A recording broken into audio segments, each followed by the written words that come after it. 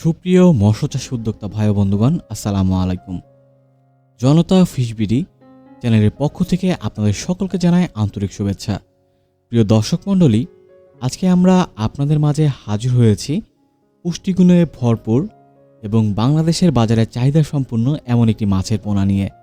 আশা করি আপনারা বুঝতে পেরেছেন আপনাদের সাথে কি মাছের পোনা নিয়ে কথা বলবো।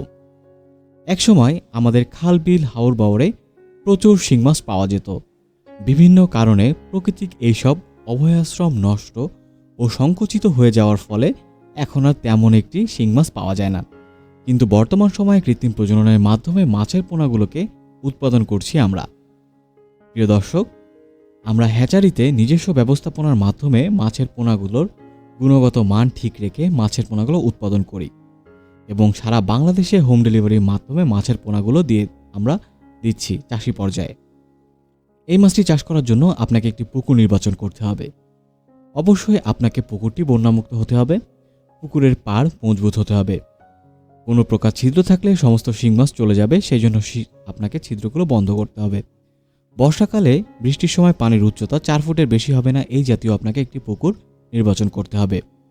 পরবর্তীতে আপনাকে পুকুর প্রস্তুত করতে হবে এবং পুকুর প্রস্তুতির ক্ষেত্রে আপনাকে নতুন ও পুরাতন উভয় পুকুরে কিন্তু শিং মাছ চাষ করা যায়, তবে নতুন পুকুরের চেয়ে পুরাতন পুকুরে শিং মাছ চাষ ভালো হয়।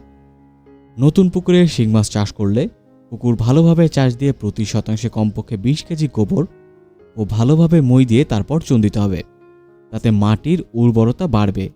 শিং মাছের পুকুর উর্বর না থাকলে অনেক সময় শিং মাছ মজুতের পর পোনা কিন্তু বেঁকে যায়। এই বিষয়টি আপনাকে লক্ষ্য রাখতে হবে।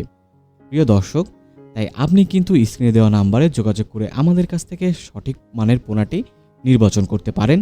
আমরা নিজস্ব পরিবহন দ্বারা মাছের গুণগত মান ঠিক রেখে সারা বাংলাদেশে হোম ডেলিভারি দিই।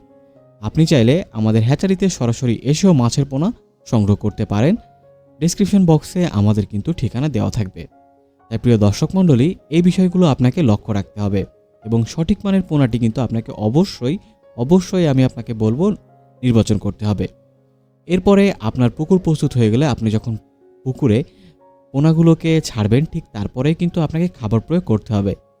পুকুরে শিং মাছের পোনা মজুদের প্রথম 10 দিন দৈনিক মাছের ওজনের 20% খাবার আপনাকে প্রয়োগ করতে হবে। ছোট থাকা শিং মাছ সাধারণত রাতের বেলায় খেতে পছন্দ করে, তাই আপনি 20% খাবারকে 2 বেলায় সমান ভাগ করে খাওয়াবেন। এবং আপনাকে একটু মনে রাখতে হবে মাছ মজুদের পরের 10 দিন 15% হারে এবং তারপরের 10 দিন মোট ওজনের 10% হারে পুকুরে খাবার প্রয়োগ করবেন। এই বিষয়টি কিন্তু আপনাকে লক্ষ্য রাখতে হবে।